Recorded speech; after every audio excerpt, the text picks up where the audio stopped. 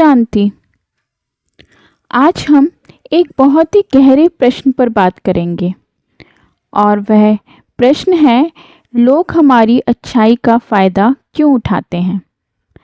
हम सब अपनी ज़िंदगी में ऐसी परिस्थितियों से गुज़रे हैं जहां हम मदद करते हैं और बदले में चोट खा जाते हैं।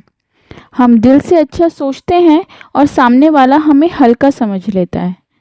हमारी दयालुता को कमज़ोरी समझ लिया जाता है और कभी-कभी हम खुद से पूछ बैठते हैं, क्या मैं अच्छा होना छोड़ दूं? ब्रह्मा कुमारी का संदेश बहुत सुंदर है। अच्छाई छोड़ने के लिए नहीं है, अच्छाई के साथ शक्ति जोड़ने की ज़रूरत है। लोग बहुत से ऐसे होते हैं जो अच्छा होने और कमज़ोर होने में अंतर ही नहीं समझ पाते।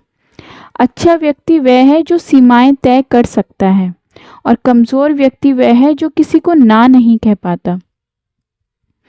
ब्रह्मा कुमारी इसमें सिखाते हैं, अच्छाई के साथ शक्तिशाली होना ज़रूरी है और कमज़ोरी के साथ बिना सीमाओं की दयालुता ज़रूरी है। अर्थात जब हम बिना शक्ति के अच्छा बनने की कोशिश करते हैं तो लोग उसका फ़ायदा उठाते हैं, लेकिन जब अच्छाई के साथ शक्ति जुड़ती है तो लोग सम्मान करते हैं। अब सवाल आता है, लोग फ़ायदा उठाते क्यों हैं? ब्रह्मा कुमारी के अनुसार इसके 3 मुख्य कारण हैं। पहला, सामने वाला आत्मा या सामने वाली जो व्यक्ति है उसकी आत्मा कमज़ोर है। कमज़ोर आत्माएं ऊर्जा लेने की कोशिश करती हैं। वे दूसरों को कंट्रोल करके उनके समय, उनकी भावनाओं और संसाधनों को लेकर स्वयं को बड़ा महसूस करती हैं। दूसरा, हमने खुद की सीमाएं तय ही नहीं की। कभी हमने ना नहीं कहा, कभी साफ नहीं बताया कि सीमाएं क्या हैं, तो सामने वाले को लगता है इससे जो चाहो करवा सकते हो। तीसरा, हमारा कर्म चक्र। कर्म का सिद्धांत कहता है जो हम देते हैं वह लौट कर आता है। कभी हमने भी किसी को मनाया होगा, किसी का फ़ायदा उठाया होगा। आज यह हमें सीख दे रहा है। पर सोचने वाली बात यह है कि अच्छाई कभी नुकसान नहीं देती। पर हम कभी कभी कहते हैं, अच्छे लोगों के साथ ही बुरा क्यों होता है? पर ब्रह्मा कुमारी इसमें बताते हैं, अच्छाई का फल देर से मिलता है पर बहुत सुंदर मिलता है। अच्छाई का रास्ता ईश्वरीय है, उस पर चलने में बाधाएं आ सकती हैं, लोग फ़ायदा भी उठा सकते हैं, पर उसका अंतिम परिणाम हमेशा उज्जवल होता है। उदाहरण के लिए, जैसे किसान बीज बोता है, बीज गलत भी है, टूटता भी है, पर अंत में बड़ा पेड़ बनता है। अच्छाई भी ऐसी ही होती है, पहले कठिन लगती है पर अंत में फल देती है। तो कहने की बात यह है कि सीमाएं बनाना सीखिए। ब्रह्मा कुमारी इसमें कहते हैं, दूसरों को बदलने की कोशिश मत करो, अपनी सीमा स्पष्ट कर दो।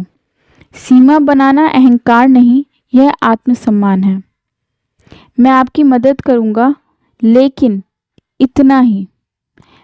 मैं आपकी बात सुन सकता हूँ पर अपनी ऊर्जा नहीं गंवाऊंगा। मैं आपके लिए उपलब्ध हूँ पर अपनी शांति खोकर नहीं। इस तरीके की सीमाएं आपके दिमाग में स्पष्ट होनी चाहिए। ये सभी वाक्य विनम्रता के साथ बोले जा सकते हैं। सीमा स्पष्ट भी होगी, दूसरे को फ़ायदा उठाने का अवसर भी नहीं मिलेगा। फ़ायदा उठाने वाले लोगों से कैसे निपटे, यह भी एक महत्वपूर्ण प्रश्न है। ब्रह्मा कुमारी 4 शक्तियाँ देता है। पहला, सहन शक्ति, अर्थात सहन करना कमज़ोरी नहीं, यह शक्ति है। जो मजबूत है वह सह सकता है। दूसरा, निर्णय शक्ति, किसे कितना समय देना है, किसे किन बातों पर अनुमति देनी है, ये स्पष्ट निर्णय लेना सीखिए। तीसरा, त्याग की शक्ति, कभी कभी हमें कुछ संबंधों, आदतों और अपेक्षाओं को छोड़ना पड़ता है। सबको खुश करने का प्रयास मत कीजिए। और चौथा है सामना करने की शक्ति। जब लोग आपकी अच्छाई का फ़ायदा उठाएं, अहंकार नहीं, शांति से जवाब दीजिए उन्हें। जैसे, मैं तुम्हारी बात समझता हूँ, पर मैं ऐसा नहीं कर सकता। बस इतना ही कह देना काफ़ी है। और सबसे महत्वपूर्ण बात है ध्यान और आत्मिक शक्ति के साथ चलना। कुछ समय लें अपने लिए, आंखें बंद करें, गहरी सांस लें, मन में कहें, मैं आत्मा हूँ, मैं शक्तिशाली हूँ, मेरा सम्मान बाबा से आता है, मेरा मूल्य दूसरों की राय से तय नहीं होता। अपने चारों ओर एक स्वर्णिम प्रकाश देखें। यह प्रकाश आपको सुरक्षा दे रहा है। आपका दिल, आपकी ऊर्जा सुरक्षित है। अब कोई भी आपकी अच्छाई का फ़ायदा नहीं उठा सकता। यहाँ मन मजबूत है। शांति, शांति और शांति है। धीरे धीरे आंखें खोलें। दरअसल लोग हमारी अच्छाई का फ़ायदा तभी उठाते हैं जब हम अपनी अच्छाई के साथ शक्ति को नहीं जोड़ते। इसलिए अच्छे बनिए पर मजबूत बनिए, दयालु बनिए पर सीमाएं भी रखिए, और याद रखिए, अच्छाई कमज़ोरी नहीं, यह ईश्वरीय शक्ति है। ओम शांति।